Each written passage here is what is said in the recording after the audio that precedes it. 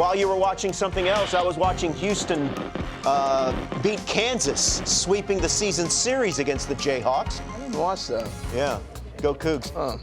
Max Fried made his New York Yankee debut in spring training, taking on the Pittsburgh Pirates. The Yankees won this game 12-3. Yeah, good stuff. Gave up a couple runs, couple hits. Yeah, 2 1/3, 2 earned, 2 strikeouts. And let's hear from Max Fried on what he thought of his outing after last night. Coming out great.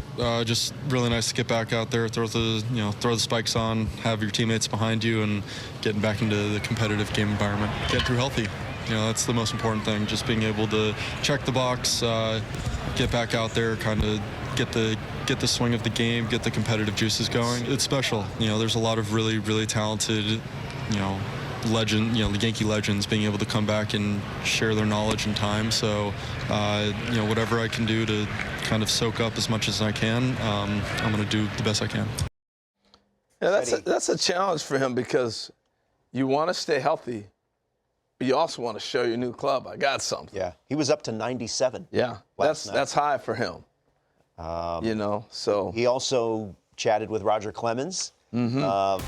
After his outing, and you mentioned the health, and health has been something that he has had to deal with the last couple of years. But you're right, Harold. Considering about we're going to talk about Luis Gil a little bit later. They really need for him to be a consistent force in that lineup, in that rotation behind Gerrit Cole. Yeah, no doubt about it.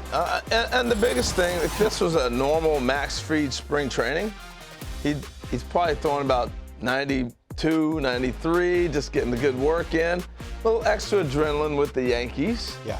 And so he's got to master the adrenaline because it's going to be different. But he's got to get his work in and be healthy. And that's the theme right now, I think, across the board in spring training. Right. Is stay healthy. Yeah. So many guys are trying to get ready for the first week of March.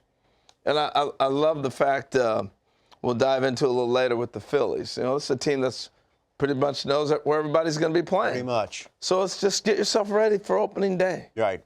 And the reason we talked about Max Fried and now his presence is even more important is because of this. Meredith Marakovitz, who, of course, covers the Yankees for the YES Network. Luis Gil has a high-grade lat strain. It's going to be at least 6 weeks before he can throw. She adds, still getting additional opinions and info. So better a lat strain than arm injury. Let's hear from Aaron Boone on what he had to say about Luis Gil and his current status. I think they're still gathering information, so I don't want to. But it's at least a 6-week no throw. We know that for sure. But he's still got to be examined by Doc and then get the other opinions on everything there. But he's been down this road before and proven himself through this road. Different before, obviously. But I think he's, at least right now, in the right frame of mind to go attack it and try and get right. Yeah, Brian Hoke does a great job covering the Yankees for MLB.com. And really some good perspective here from Brian. Remember, Clark Schmidt had a similar strain. This was last May 26th. He did not pitch in the majors again until September 7th. So May to June, June to July, July to August, August, September.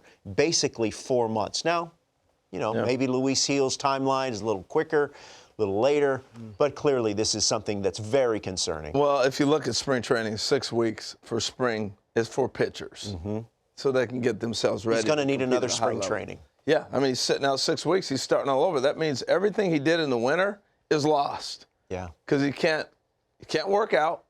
You can't do all the things that you did that led you up to getting ready for camp. That's a big blow.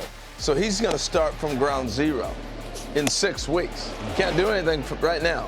So basically starting at ground zero in 6 weeks, build back up, get yourself in shape, take your time to rehab.